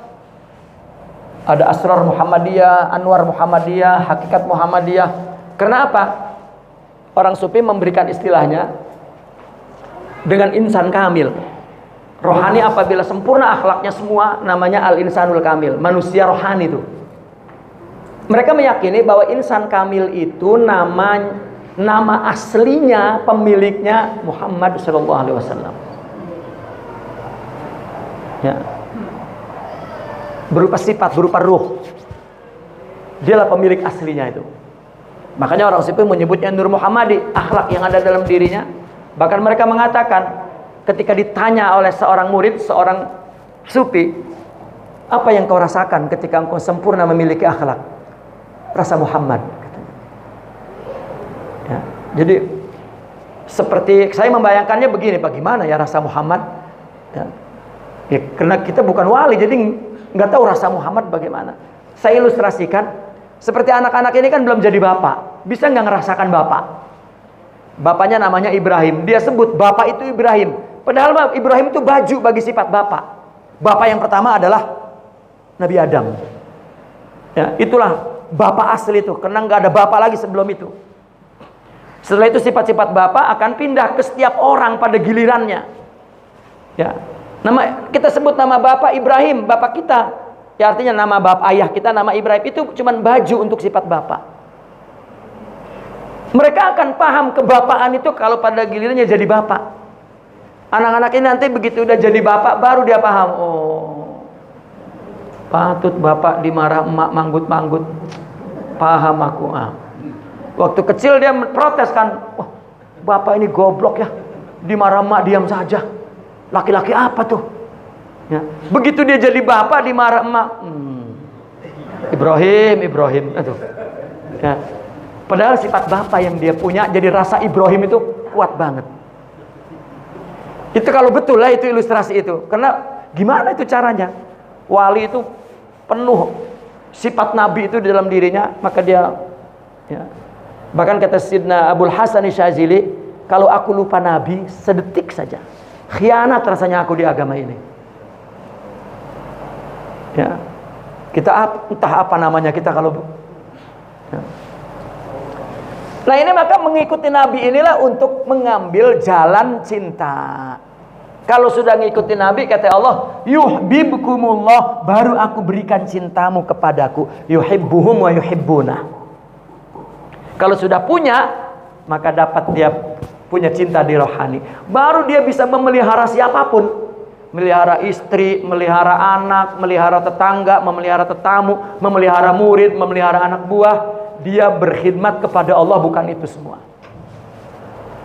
Istrinya 4 juga bisa dipelihara oleh dia ini. Ya, kalau belum jangan nikah lagi, nanti satu aja nggak bisa dipelihara, berantem mulu. Ya. Nah ini in kuntum tuhibbunallah. Ya. Wa qala Nabi sallallahu alaihi wasallam, dan Nabi bersabda, Allah berfirman, ini hadis kursi, ya Jibril, qad ahbabtu fulanan fa ahib. Ini penjelasan takbirnya ya. Uraiannya tentang cinta. Padahal tidak berkata begini Allah, cuman kalau diuraikan dalam bentuk naskah ceritanya jadi begini. Kata Allah, ya Jibril, aku cinta si fulan, maka cintailah dia. Ya. Fayuhibbuhu Jibril, maka Jibril mencintainya. Fayunadi fi ahli sama, maka Jibril memanggil orang-orang makhluk-makhluk di langit. Innallaha qad ahabba fulanan fa ahibbuh. Allah cinta kepada si fulan, maka kalian cintai dia. Fayuhibbuhu ahlus sama, maka ahli langit juga cinta kepadanya. Summa tudau lahu al-mahabbatu fil ard. Kemudian cinta itu diletakkan oleh Allah di bumi untuk dia. Baru masuk rohani ke dalam dirinya tuh. Ya, konsekuensinya dia cinta kepada alam semesta, cinta kepada orang, cinta kepada. Makanya Nabi dijahati oleh orang yang ada dia makin sayang dengan orang itu. Karena dia adalah orang yang kalau bahasa ekstrimnya, tubuh yang dijelmakan oleh Allah sifat kasih sayang Allah, maka dia wakil Allah. Itulah manusia dijadikan khalifah Allah. Kita orang tua ini ngasih makan anak, kan rezeki itu makan dari Allah, tapi Allah pakai kita. Ini adalah satu penghormatan. Makanya setiap orang memberikan manfaat kepada orang, berarti dia dekat kepada Allah, karena Allah pakai dia untuk memberikan rezeki dari Allah. Jangan merasa bahwa ini saya, itu tidak tauhid namanya. Dia berarti beramalnya masih dari pikiran hawa nafsu. Jika orang sufi tidak, dia merasa bahwa dia hanya mustakhdam. Ya. Bahkan kalau orang mempunyai hakikat itu, otomatis dia nggak mengaku, maka itu fana disebutnya. Ya, fana, karena dia orang yang dekat kepada Allah. Seolah-olah Allah itu ada di dia, nggak sempat ngaku, takut orang punya dia.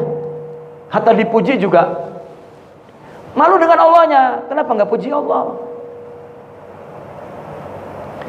Dan di dalam tasawuf, mursyid itu mengondisikan jiwa murid itu begitu, bukan mengagungkan guru, tapi mengagungkan Allah. Saya membaca kitab seperti ini dan penjelasan-penjelasan ini sampai saya timbul satu pemahaman begini. Jika ada mursyid, ya, justru mengisi otak muridnya tentang keagungan dirinya, bukan keagungan Allah, itu bukan mursyid, gagal berarti. Ya. Mursyid itu bagaimana agar hadir di dalam benak, pikiran, jiwa seorang murid keagungan Allah dan melihat siapapun hamba, termasuk gurunya. Namun dia melihat dengan husnuzan kepada gurunya, dialah tubuh hamba yang diisi oleh nur Allah sebagai wasilah kita kepada Allah. Kalau dicabut tetap aja. Dan banyak kisah-kisah yang terjadi pada aulia dulu begitu. Baik. I'lam annaha, bahwasanya mahabbah antahiba kullak liman ahbabta wa la yabqa laka minhu syai'un. Cinta itu adalah engkau memberikan totalitas keseluruhan dirimu kepada orang yang kamu cintai dan tidak ada tersisa sedikit pun darimu. Itu cinta. Kan makanya cinta, orang yang ngomong cinta itu kan hanya untukmu semuanya. Apa yang aku miliki dan diriku semua untukmu. Betul. Orang jika cinta kepada Allah, artinya cinta rohani, ya, maka semua perbuatannya itu untuk Allah. Semuanya, bukan satu-satu. Enggak yang ini untuk Allah, yang ini enggak ada. Makanya saya sering ketawa mendengar pertanyaan dari seorang perempuan. Pertanyaannya begini,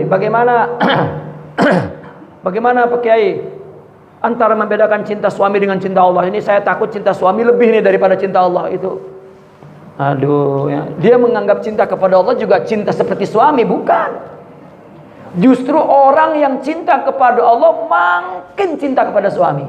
Karena itu adalah ka'annaka tarah. Itulah Allah. Diseolah-olahkan di situ. Apapun kalau orang sudah syuhud, dia melakukan untuk apa dan siapa, maka dia akan seolah-olahkan itu Allah. Oleh akal, oleh pikiran. Tapi oleh hakikat itu Allah memang Allah. Maka ada penjelasannya kan dalam ilmu hakikat. Bagaimana itu Allah? Gitu. Jadi nggak ada dia minta balasan kepada orang itu, atau orang ketika orang itu marah kemudian ya, tidak.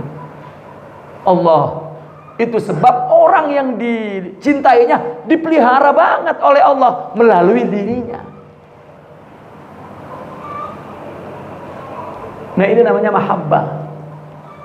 Semuanya kan nggak ada, sebagiannya untuk siapa nggak ada.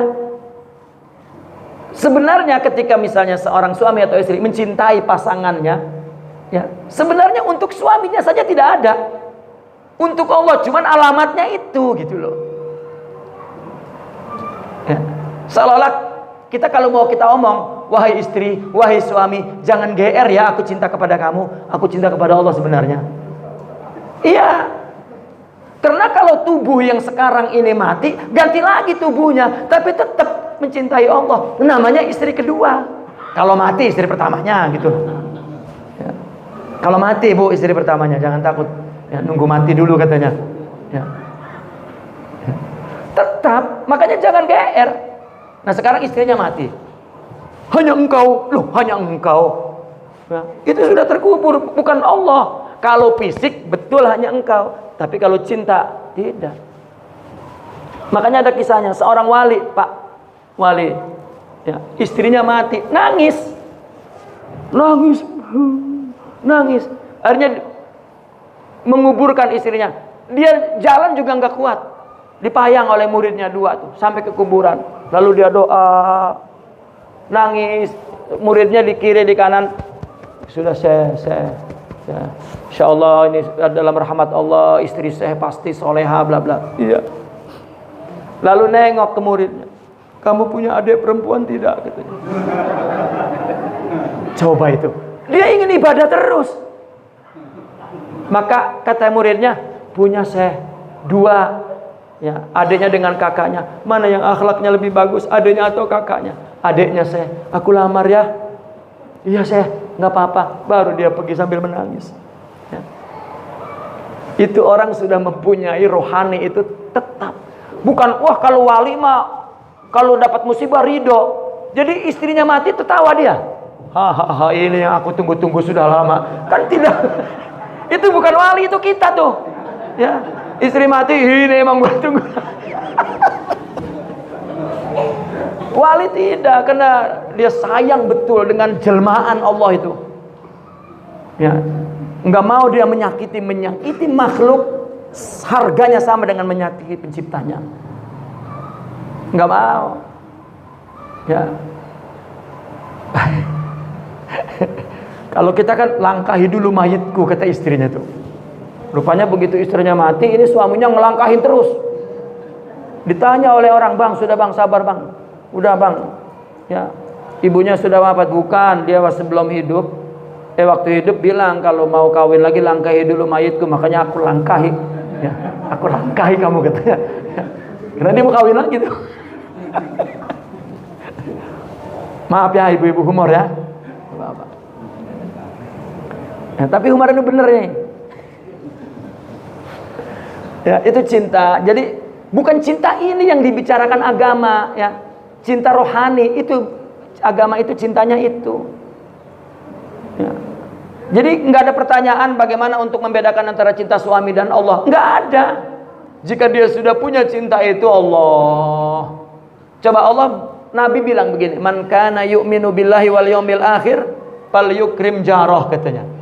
Barang siapa yang cinta kepada Allah dan tahu dia percaya kepada surga tuh, hormati jiran, tetangga. Padahal tetangga kita bawelnya bukan main. Tapi Nabi mempertaruhkan iman kepada Allah dan surga. Ini cinta ini nih. Ya. Dia kalau melihat orang berbuat buruk kepada dia, itu satu tontonan indah. Ya Allah, begitulah sifat buruk itu ada pada diriku, tapi Allah tidak mengaktifkan sifat itu. Bersyukur ya Allah. Ya. Dan banyak sebetulnya hadis yang orang menjelaskannya kalau bukan dari konteks sufi hanya nas, penjelasan teks, bukan penjelasan yang hakiki secara praktis. Baik. Wala tuhassalu haqiqatul mahabbah illa ba'da salamatil qalbi an jami'i qaduratun nafsi. Itu lihat. Tidaklah hakikat cinta ini cinta yang hakiki nih, bukan cinta fisik nih, diperoleh melainkan setelah hatinya selamat, salim, bersih dan sehat dari segala kotoran nafsu. Fa idza istaqarrat mahabbatullahi fil qalbi kharajat mahabbatu ghairihi. Apabila bersarang, melekat cinta Allah di hati, maka cinta kepada yang lain keluar. Kenapa cinta kepada yang lain keluar? Karena orang jika sudah punya makrifat, syuhud, anwar, asrar, akhlak, sifat mulia, hakikat, apalah istilahnya, sama itu maksudnya. Jika sudah ada ini maka timbul cinta. Dia baru melihat bahwa tidak ada yang lain. Kan katanya Allah, selain Allah ghairullah, kan gitu di dalam istilah tasawuf. Selain Allah ghairullah, maka mereka menyebut kalau menyebut jamannya al-aghyar dari kata ghair, selain Allah. Ini istilah tasawuf. Karena kalau istilah ilmu kalam lain, istilah filsafat lain, menyebut selain Allah itu. Kalau orang filsafat menyebutnya mungkin. Ya. Nah, orang sufi menyebut selain Allah, apa yang Allah ciptakan itu selain Allah. Surga selain Allah, malaikat semua selain Allah. Kita bicara makhluk manusia selain Allah. Nah, kita tanya, selain Allah ini ada enggak? La ilaha la maujuda, berarti selain itu tidak ada. Kenapa tidak ada? Kita menjadikan dia ada, yang kita namakan selain Allah itu. Ini sama dengan bersandar kepada sesuatu yang tidak ada, hanya dilapisi kain begitu, padahal tidak ada dinding di situ. Kita bersandar, jatuh. Bersandar kepada selain Allah, jatuh. Yang ada hanya Allah. Ya. Jadi selain Allah itu bukan ada independen, ini Allah, ini selain, bukan. Ya. Tidak ada. Selain Allah itu tidak ada. Artinya yang ada Allah, selain Allah pun. Nah, ini tanda kutip dalam pembahasan ilmu hakikat, selain Allah pun Allah. Suami, istri semua kita beribadah kepada dia, kan kepada selain Allah. Allah itu. Maka ka'annaka tarah. Di mana enggak ada Allah, di mana? Apalagi memang Allah yang merintah dalam syariat. Ya itulah Allah. Maka kata Allah dalam hadis kursi, kenapa aku sakit tidak engkau jenguk? Kenapa aku lapar tidak engkau kasih makan? Itu hamba ditanya di akhirat nanti tuh. Kata hamba, engkau kan Tuhan, apakah engkau sakit? Bukan. Tetanggamu sakit, kalau engkau jenguk dia, satajiduni indahu, engkau akan jumpa aku di situ, di sisinya, padanya. Itulah Allah. Kita menganggap, kan sudah dibilang Allah ada, itu kan akidah kita. Wujud kita nggak ada. Nah, maka kita ini bukan Allah, adalah selain Allah. Kita menganggap selain Allah itu ada. Jadi ngapain aku berbuat baik sama kamu? Loh, karena dianggap ada. Kalau enggak tauhid, maka dia berbuat baik kepada yang jahat sekalipun. Makanya kata Nabi, ahli surga itu adalah orang yang memberi kepada orang yang pelit kepada dia. Orang yang memutuskan kepada, menyambung kepada yang memutuskan. Berbuat baik kepada orang yang jahat kepada dia. Itu Allah namanya. Untuk tes bahwa dia menyembah Allah itu di situ. Ditambah lagi oleh Nabi, la takunu imma'ah. Kamu jangan seperti cair air itu. Ya, masuk gelas bunder-bunder, masuk gelas kotak-kotak. Orang baik kamu baik, orang jahat kamu jahat. Kata Nabi, la takunu imma'ah. Berbuat baiklah meskipun mereka berbuat jahat. Ini tes tauhid. Ya. Jadi agama ini kalau tidak sampai kepada hakikatnya, ya sudah. Ya, dalil-dalil tapi perang terus. Ya, tidak beramal. Makanya itu sebab tasawuf itu disebut amal. Amal dalam konteks hakikat ini. Kalau amal dalam konteks syariat mah surah, gambar amal, rupa, zahir, semua beramal. Tapi apakah benar dia beramal? Ya. Li'annal mahabbata sifatun muhriqatun tahriku kulla syai'in laisa min jinsiha. Karena cinta itu satu sifat. Sifat yang membakar tuh. Membakar apa? Membakar segala sesuatu yang bukan dari jenis yang sama. Ya. Dia tidak mau cinta rohani, cinta kepada Allah saja. Maka nggak mau cinta kepada selainnya. Dia berbuat kepada siapapun Allah saja nggak mau. Saya bukan karena kamu, tapi Allah.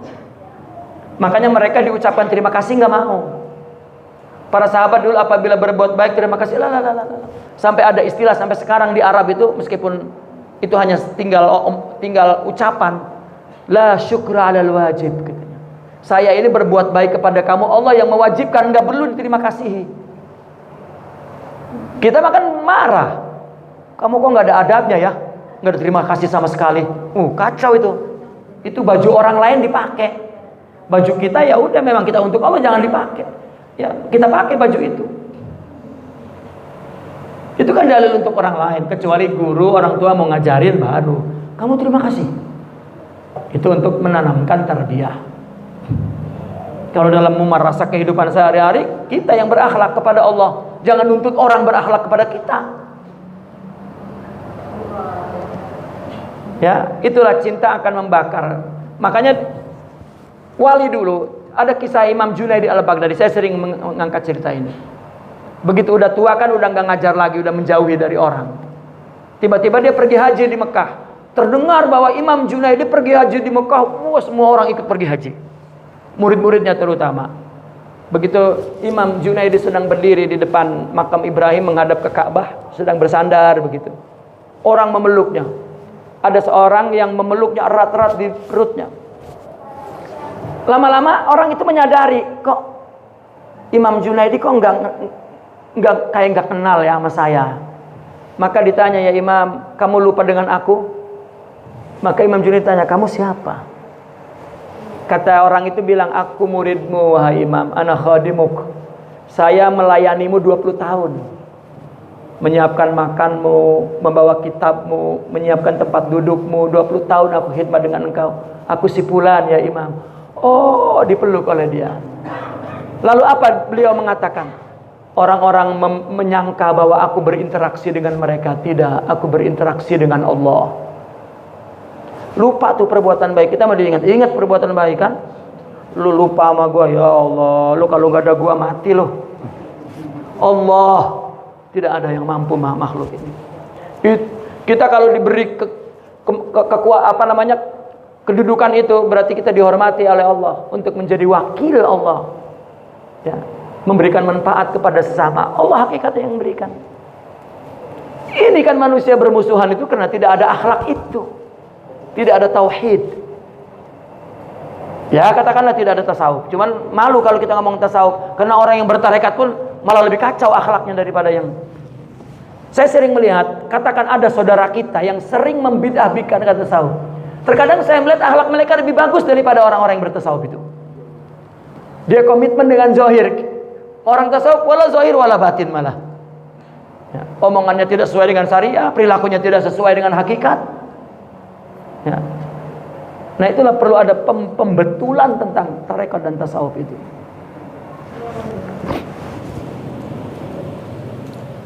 Qad lasa'at hayatul hawa kabidi fala tabiba laha wala raqi illa al habibul ladzi sughiftu bihi fa innahu raqiyati wa tiryaqi. Allah. Ular cinta itu telah menggigit hatiku. Ya, artinya cinta sudah betul-betul bersarang di dalam. Tidak ada lagi dokter dan yang meruqyahnya. Nggak ada obatnya cinta itu. Obatnya adalah kecuali kekasih yang aku sangat cintai, dialah ruqyahku yang meruqyahku wa tiryaki dan obat mujarabku. Ya. Jadi hati ini telah disengat ular hawa nafsu. Maaf, yang di atas itu hayatul hawa, hawanya di sini cinta hawa nafsu. Ya. Kita ini dikuasai oleh hawa nafsu, obatnya adalah cinta hakikat itu. Karena kita berbuat baik pun tetap ribut dengan manusia karena hawa. Begitu. Obatnya adalah cinta yang hakiki itu. Huwa raqi wa tiryaqi. Itulah obat. Hidup ini sebenarnya yang kita inginin cinta rohani itu. Itu inayah Allah, itulah pertolongan Allah, itulah wilayah Allah, penanganan Allah, dan itulah obat bagi semua. Makanya apa? Lambangnya sifat rohani itu adalah Nabi Muhammad. Makanya Nabi dikatakan tabibul qalbi. Sifatnya itu. Orang sufi itu yang menyusun selawat dan qasidah. Maksudnya Muhammad ini adalah nama asli al-insanul kamil, nama asli manusia rohani yang sempurna. Itulah obat. Kita perlu Muhammad, perlu akhlak. Nah, orang sufi itu kenapa membuat simbol-simbol itu? Agar orang itu ngaji, tahu apa maksud istilah orang sufi. Jangan membaca terus ilmu hakikat, nanti salah paham. Ya. Itu banyak salawat, qasidah mengatakan bahwa Nabi obat, Nabi obat, Nabi obat. Ini dibawanya kepada amal zahir lagi aja. 1000 selawat betul. Ya, tetapi adalah akhlak intinya. Karena agama itu meskipun bacaan, ucapan, amalan, tetap intinya adalah hakikat itu. Seperti dalam tasawuf dikatakan, kamu berzikir akan makrifat. Dia berzikir dengan bilangan yang banyak. Ya. Malah kacau. Tidak tahu apa sebetulnya yang dilakukan oleh membaca zikir, membaca selawat, membaca istighfar. Qala al-Junaidi al-mahabbatu dukhulu sifatil mahbub 'alal badali minal muhib. Imam Junaidi berkata, cinta itu adalah sifat kekasih masuk dan atas menggantikan daripada cinta pencintanya. Cinta itu cinta kekasih masuk menggantikan cinta pencintanya. Ya. Kan kekasihnya Allah, maka sifat itu masuk kepada pencintanya. Artinya Allah memberikan sifat-sifat tadi, asrar tadi, nurani tadi, hakikat tadi, nur tadi. Qila alamatul mahabbati qat'u syahawati dunya wal akhirah. Maka ada yang mengatakan ciri cinta ini itu terputusnya syahwat kepada dunia dan syahwat kepada akhirat. Dia hidup bukan untuk apa yang kenikmatan di dunia dan juga tidak untuk kenikmatan di akhirat, untuk yang menciptakan dunia dan akhirat, sehingga dia berbahagia di dunia dan di akhirat. Orang dengan cinta kan bahagia. Ya, cinta mana yang buat dia bahagia? Ya. Kalau kekasihnya yang dicintainya adalah yang abadi, maka dia cintanya kebahagiaannya abadi. Kanat liqalbi ahwa'un mufarriqatun fastajma'at idra'at kan nafsu ahwa'i. Hatiku ini memiliki berbagai keinginan, terhimpun keinginan-keinginanku ketika nafsu melihatmu. Ya. Artinya hawa nafsu itu keinginannya mufarriqah, ya. Pecah, kacau. Tetapi ketika terhimpun keinginan ahwa-ahwa itu, ya, ketika melihat Allah, ketika nafsu melihat Allah, syuhud kepada Allah, maka istajma'at ahwa'i, terhimpun keinginanku hanya kepada engkau, kepada Allah, tidak kepada yang lain. Ketika dia belum melihat Allah, belum syuhud kepada Allah, semuanya yang dia lakukan untuk yang dia ingini, hawa. Tapi begitu dia melihat Allah, maka semua yang dilakukannya untuk Allah. Maka ada kan syair Rabatul Adawiyah, ya. Kata beliau, uhibbuka hubbain, aku cinta kepadamu dengan dua cinta. Hubbul hawa, cinta hawa. wa hubban li annaka ahlun lidzak, dan cinta karena engkau patut dicinta. Ya, jadi semua keinginan yang dia penuhi untuk tubuh pun Allah. Gitu. Fasara yahsuduni man kuntu ahsuduh. Maka jadilah orang yang dulu aku dengki, dia yang dengki kepadaku, yang iri kepadaku. Ya, orang yang dulu aku iri kepadanya akan berubah, dia iri kepadaku. Ya. Artinya dulu aku mencintai dia, ketika aku mencintai Allah, maka dia sekarang memerlukan aku untuk mendapatkan cinta itu dariku, cinta kepada Allah. Wasirtu maulal wara mudsirtu maulai.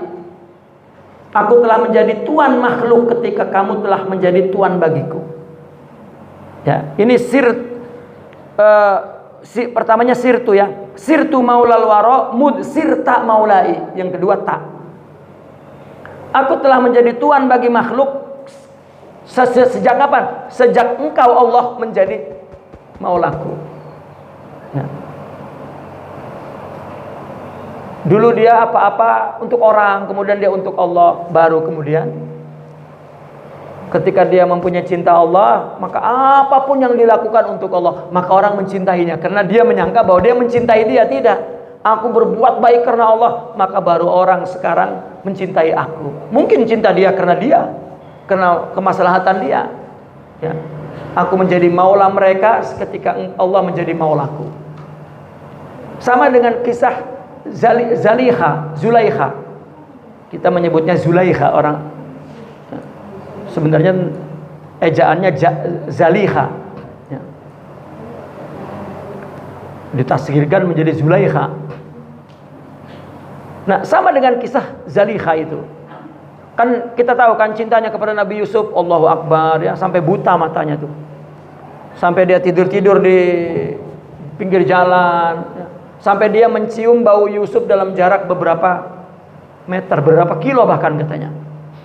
Yusuf, aku mencium Yusuf saking cintanya tuh. Walhasil Nabi Yusuf jadi pembesar dan ada istrinya.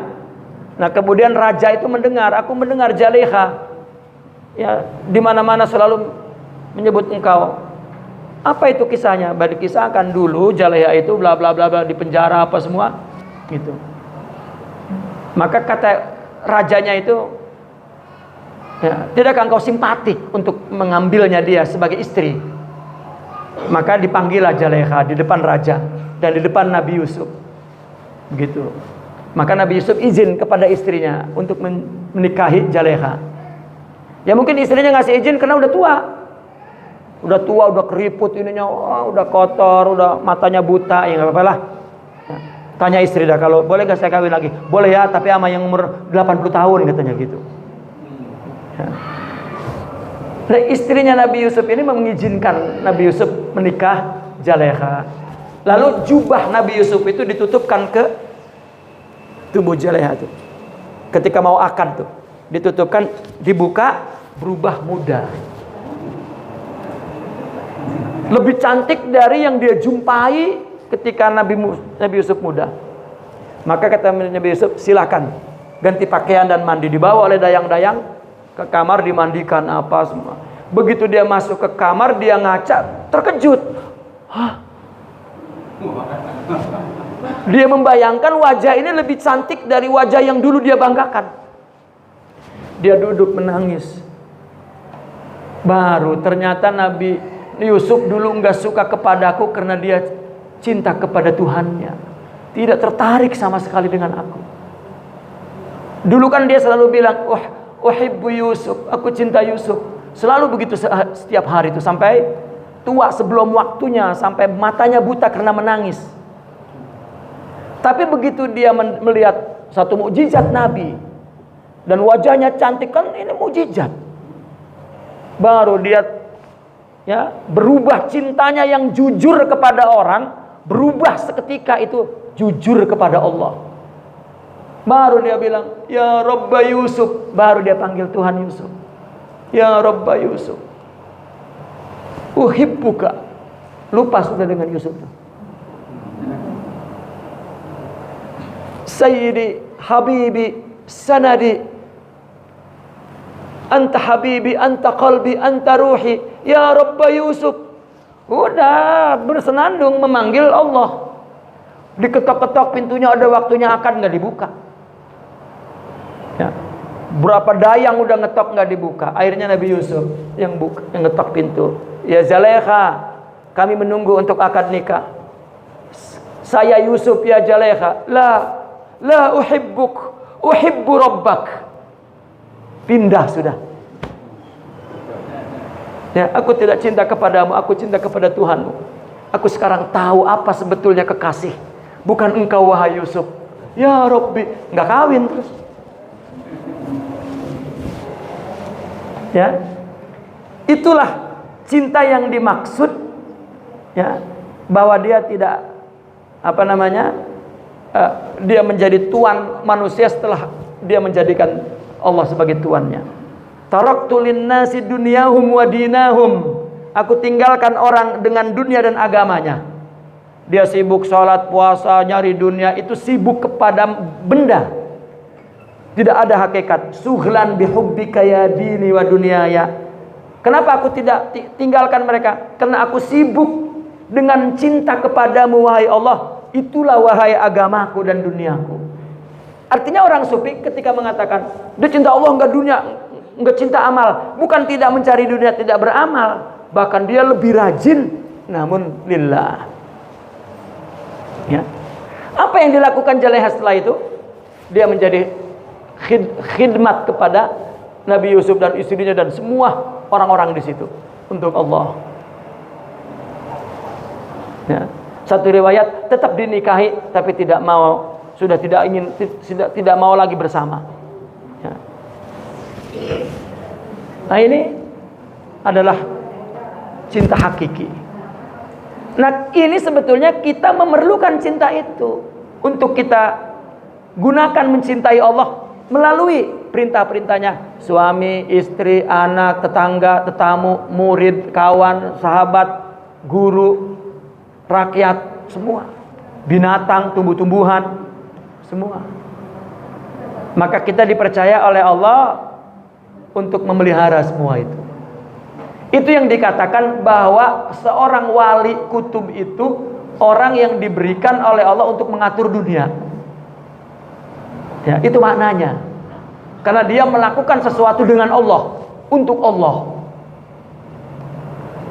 Kalau tidak begitu, itu namanya bukan musarrif, bukan